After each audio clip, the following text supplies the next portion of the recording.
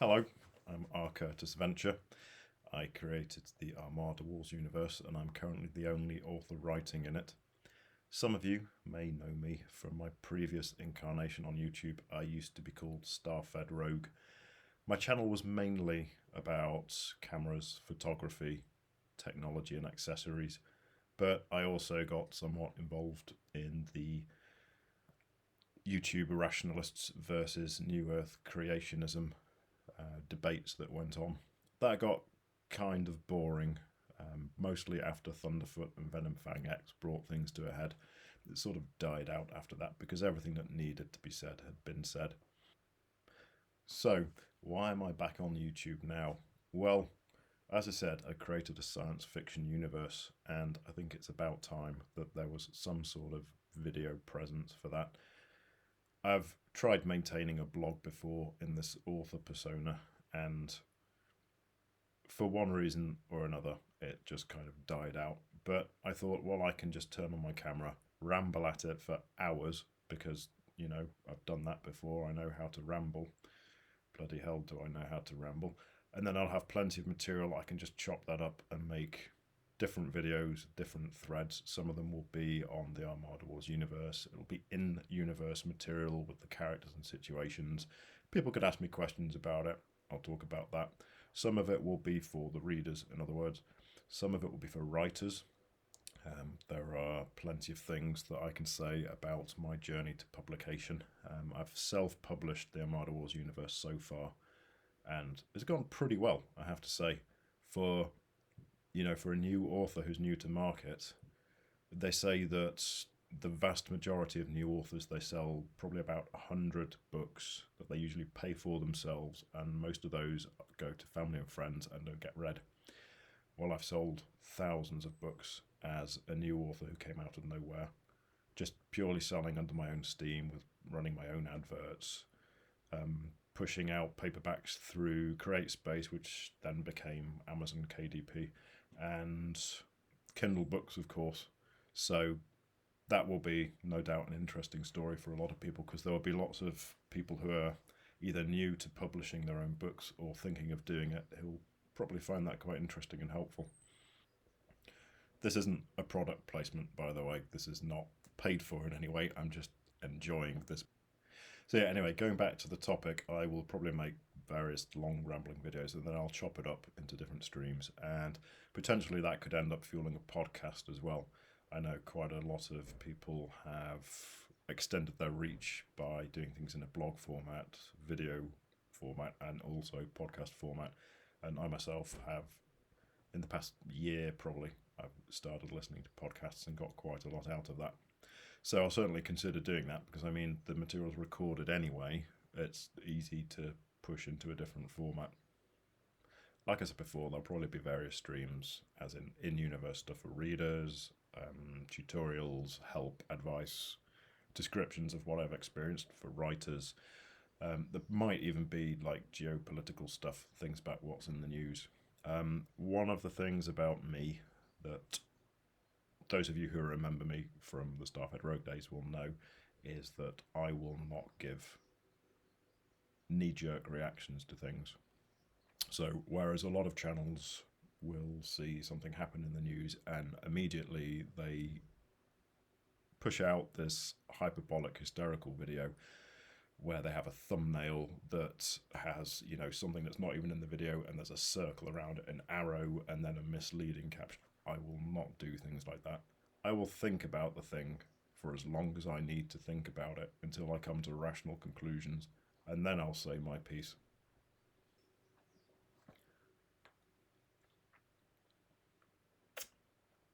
You'll probably notice that there's a Van Gogh Starry Night in the background. I won't pretend to know a huge amount about the history of Van Gogh or his art, but I know what I like, and partly I wanted that image because it was in the Doctor Who episode that dealt with the silence in the end of all things. Well, it sort of it foreshadowed it, and that was one of my favourite stories from the new Doctor Who. I wouldn't say I'm a massive Who head in the same way I'm not a massive Van Gogh head, but that story did capture my imagination, and some of you may have sensed elements of it in the overall story of Armada Wars so far. You might also notice the hardbacks up here. I got into collecting those. They're mostly the Barnes and Noble limited editions with the bound leather covers, and those are really nice. I might do a sort of guide to those at some point, because anyone who really enjoys reading would definitely appreciate having those on their shelves. Some of you as well who follow me on Twitter might have noticed that there's some subtle branding has started slipping in, painting the R. Curtis Venture author persona as a kind of sartorial weightlifting gentleman's everyman. I'm going to continue doing that because I find it quite funny. You'll notice that I spruced myself up for this video because I thought, why not? I mean, on the days when I'm not at the day job, like today, it's a reason to get scrubbed up and put on something nice instead of just slobbing around in sweats and not really doing anything. And on that note, I'd just like to say something about procrastination, because I imagine a lot of the people watching this video will be watching it because they want to hear me saying that Book 5, Whom Gods Shall Fear, is coming out tomorrow. Well, it isn't, sorry. I know it's 2 years late now, which is ridiculous by anybody's standards. But, you know, the sort of book a year or book every 2 years timeline is optimistic at the best of times, let's be honest. And some of you will know from my posts on the R. Curtis Venture Facebook page that there have been things going on that have delayed it for very legitimate reasons. If you're on Facebook and you're not aware of that, go look at the R. Curtis Venture page now. If you don't follow it, follow it. In fact, don't bother, because I might be coming off Facebook. More on that very shortly. So the story has been delayed. However, the good thing about that is that in the past 2 years, there's quite a large bit at the back of my brain that does all the automatic things I'm not really aware of. Back of my mind, I suppose, not the back of my brain. The back of my brain, like everybody else's, controls my vision. But yeah, there's a part of my mind that's always processing these things, and as I learn stuff, I have new experiences, I read about different techniques and perspectives from other authors, I'll watch more media integrate archetypes and stories that I hadn't considered before. So the story has changed a bit, and, well, not a bit actually, it's changed a lot. The overall story arc of what I had planned since the beginning is still much the same, but the ways in which major events come about are very different, and very much for the better, I have to say. I'm quite happy, actually, that I had those 2 years for these events to unfold, because the book that will be released is going to be so much better than what would have been released had I just ploughed through it in a year like I'd originally planned. And I think fans of the series will be very satisfied with the ending. And I don't want to give too much away. Those of you who are paying close attention will have noticed there's quite a lot of foreshadowing for events further down the line, and you can probably work out to some degree what those are going to be. There's a particular C word that keeps cropping up. Not that C word, another C word. And yes, that is very relevant. So yeah, you're going to be quite happy with the big juicy morsels you get. You will have to wait to find out what they mean, because the next series after this one is going back in time to the Perseus Conflict. But you'll, believe me, you're going to like that as well. That is coming together really nicely.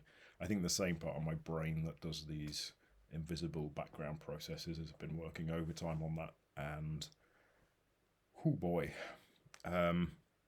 You'll have noticed as well, since the first book, which I kind of want to rewrite, to be honest, since the first book, all the other books have got progressively much, much better, and the last one I wrote, From Shattered Stars, is, well, I'm really proud of that compared to the others.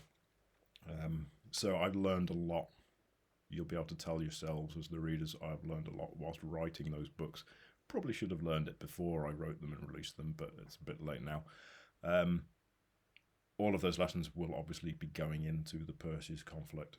So if you like the first 4 books, or the first 5 books really, because the 5th book, of course, will be out prior to the start of the Perseus Conflict. If you enjoyed those, presumably you will enjoy the Perseus Conflict a whole lot more, because it's going to be, I don't want to say more of the same, because why would you read something that's just more of the same? It's going to be the same sort of style that has attracted you to the other books, but more consistent and higher level of quality right from the get-go. One of the decisions I've made about the Perseus Conflict is to make the character archetypes less subtle, because I think some people have, and very understandably, this isn't a criticism at all, some people don't really get on Caden, and that's not their fault. That is entirely because of the way that I've written him. He's not your average protagonist by any stretch of the imagination, and I can certainly appreciate, as a reader, with not knowing what the end goal is for him, and not knowing sort of the internal rules of how he works, I can absolutely understand how readers would struggle to kind of empathise with him.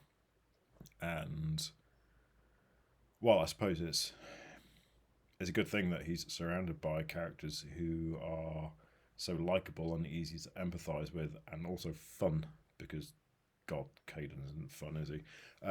But yeah, all the other characters who kind of support him and support the story, I'm glad that they were popular, because not only because it shows that I can write a good character, but because Caden's story is one that is, let's call it unusual, and you need that cast of supporting characters to not just to buoy him up, but to buoy up the reader as well as they follow Caden through this story.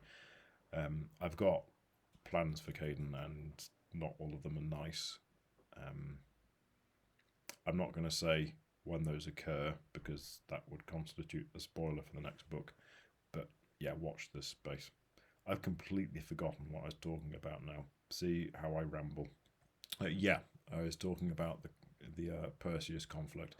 The characters in that are going to be closer to your standard archetypes that you would find in a novel. One of the reasons I've done that is, firstly, I think that the kind of experiment that is Caden's personality type is high risk and not helpful to readers. I'd like to have a cast of characters who are easier for readers to identify with, because that frees me up to put the subtlety and deftness, if you like, into the story itself. There are going to be things happening in the Perseus Conflict that you could easily imagine tumbling like a rolling stone or a snowball and building up mass and momentum, and then affecting the current storyline, the Great War of the Shield. Those are going to be hard to spot, but fans of the series who know the series in detail will, I think, quite enjoy the way that they play out. As you can gather, there's a huge amount of planning that goes into all of this. It's like thinking 20 years ahead. And fortunately, my brain weirdly allows me to do that. It's not like a George Lucas situation where you write the story and it goes through 37 iterations until it's nothing like what it originally was, and then you, at the last minute, change it from episode 1 to episode 4, and then claim later down the line that you'd always planned everything out, and allow the fanboys to then construct a mythical narrative whereby, like, the prequels had already been written 30 years ago. There's no nonsense like that going on. Like, this is genuinely a story that has been planned out in the broad strokes. Details, of course, are going to change, but you could characterise that very accurately as being cosmetic changes only. It's going to be everything that fans of the original series would want to read from the Perseus Conflict, but not what you would necessarily expect. In other words, you know, as you're reading it, you're not going to be thinking, oh, well, yeah, that would always had to have happened, and it's happened in exactly the way I imagined it would. How interesting. It, you know, it'll keep you engaged, because I'm not going to go full Ryan Johnson, because I don't particularly want my head to swell to that extent, but I will be subverting expectations once I'm done with the Perseus Conflict, which I've always planned as a trilogy. I will be jumping to the future again, and it will be the future of the current series. There is going to be a time gap, so characters will be older, well, some of the characters. You'll probably gather what I mean by that right at the end of Whom God Shall Fear. If you read that book to the end, you will probably twig what I mean by some characters will be older and some won't. We'll be joining them later on in the history of the Armada verse. And yeah, well, I don't want to give any spoilers whatsoever, so let's just say frying pan, fire.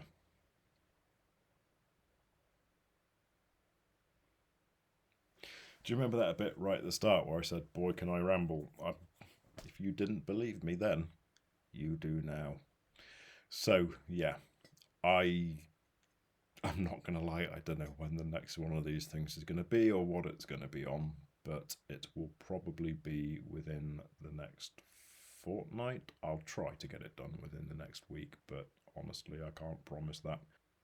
I've never really been that eager to talk about my day job as part of my R. Curtis Venture author persona, because one of the sort of conditions, if you like, of me having this out of work business interest is that I don't cross the streams, as it were.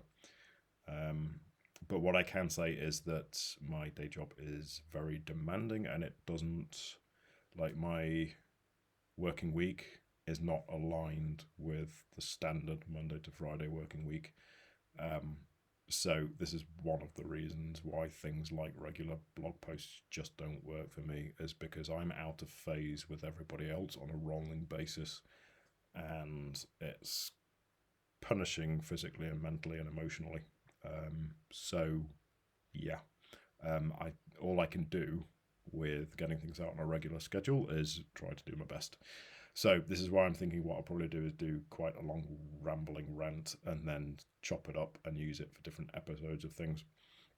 So yeah, like I say, I don't know what it will be or when it will be, but I'll try to get it on here soon, and I will not allow the YouTube videos and or podcasts to become the procrastination that stops me from writing Whom God Shall Fear, because I'm now quite eager to get that finished. It's going to take me a while, because I did have chunks of it done, and I'm scrapping almost all of it, I'm sad to say. I'll save that material. It might appear in some format at some point. I'm looking into having a website separate from the Armada Wars website, just for me as an author, so it could appear on there. There are a couple of scenes in particular that I have finished and I'm happy with. One of those, which is very definite because it is based on character design I did right at the start. As soon as voice came into the story, you know, I planned out what he was and how he would work, how his biology works, how he physically does what he does. So one of the scenes that I have written, I wrote, in fact, yeah, I think it was the first scene I wrote for Whom God Shall Fear, is the one where Caden tells his allies, cohorts and friends what he thinks voice is and what he thinks is happening. And Caden's like, he's like 80% right by this point, because as you'll have seen if you're a reader, you know, he's discovered all of these things. He's built up like a portfolio of evidence, if you like. So he's not like 100% of the way there, but he's got a fairly good understanding of how voice operates by the end of From Shattered Stars, the fourth book. And he delivers this like kind of well, it's a meeting where he summons all of his allies who have aggregated around him so far, whether in person or by hologram, and tells them what he thinks is going on. And that scene is nailed down. You know, there's nothing about that I want to change. So that is like the piece of written text around which everything else is orbiting at the minute. One of the most significant time investments I've made has been the beginning of the book, which I've written 4 times, and it's thousands of words each time, and I just keep rewriting it and rewriting it and rewriting it. And part of me wants it to lead on straight away from like the fall of Damastion, the siege and the fleet running away as Voice delivers this desolated war planet into the star system, and breaks the fracture barriers, the shielding around Damastion. Part of me wants it to carry on straight from that, but part of me thinks, no, you need to move the action somewhere else. You need a dramatic beginning, sure, but every way I've tried to have both things at once, it's like a chapter of exposition, and I don't want to do that. 5 books in, you don't want to start with an info dump. That's ridiculous. So I'll solve that problem at some point. If you weren't really clear on what's going on with Damastion and moving planets, you will be within, say, the first third of the next book. Fracture barriers as well. I know I dropped those into the 4th book and you'd never heard what they were before, and you're just supposed to grasp that they're a form of planetary shields based on wormhole technology. I'll probably weave in an explanation somewhere so that people can get a grasp of it, because I know I've been quite good so far at introducing social and political concepts and technological concepts just so that you pick it up as the book moves along, and it's not like everything stops and a character goes, let me tell you all about this thing that you already should know about because you live in this world, other character. Oh, please do tell me, yes, because I've been wondering about that for a long time. I don't like scenes like that in books, that it feels unnatural, it breaks the flow, and it's a bit condescending to the reader. So as you'll have seen, I've woven things in throughout, and I don't think I did a good job of that with fracture barriers. In fact, you know what? I'll give you a quick explanation now. So, you know that the Lembitan gave humans wormhole technology, and we don't really fully understand how it works. We just know that it does, and we know how to duplicate it, and we can optimize it, even though we don't completely understand the physics behind it. So a fracture barrier is, imagine a network of microscopic wormholes, and they are projected out such that the apertures are just all over the place, chaotically. The random locations, billions upon billions of microscopic wormholes, and they're pushed out onto the, like, imagine a layer in a bubble shape. You project the wormholes out into this bubble shape, and so you remember from the Battle of Mybes, where one of the viscous ships hits the edge of a wormhole. It's like a conceptual boundary. So the ship doesn't go through it cleanly. Quite a lot of the ship would have gone past the wormhole were it merely a location in space. But because it's not merely a location in space, it's a boundary, it's an event horizon, half the ship gets cleaved off. So that's what fracture barriers do. It's just on a smaller scale across a wider area. So you've got these, like say a ship hit a fracture barrier, it would be colliding simultaneously with thousands or tens of thousands of very, very tiny wormholes, and it would just get torn apart, and all of the component matter and energy would be distributed throughout the shell of the fracture barrier and ejected wherever all of the exit apertures of these thousands of wormholes happen to be. Okay? So that's the idea of a fracture barrier. So it's not really a shield as such, but oh boy, does it work as one. And as you'll have gathered, the way in which wormholes are invoked in the Armada verse is to do with intense manipulation of intense gravitational fields, which is possible due to Zdrillium, which is the artificial compound that is gravitationally reactive. As a consequence of that, if you have a sufficiently large mass, you can impact a fracture barrier to the point where the conflicting gravitational welds tear the barrier apart. And that's what happens at the end of From Shattered Stars when this war planet gets delivered close to the periphery of Damastion's fracture barrier. You know, I should probably put an article on the Armada Wars website about that in the technology or weapons section. Oh, if you haven't checked out armadawars.com, by the way, go and have a look, because there's all sorts of information on there. And I don't really want it to become a Rise of Skywalker situation where you have to read 540 pages of text in order to understand the goddamn piece of media that you first wanted to watch or read.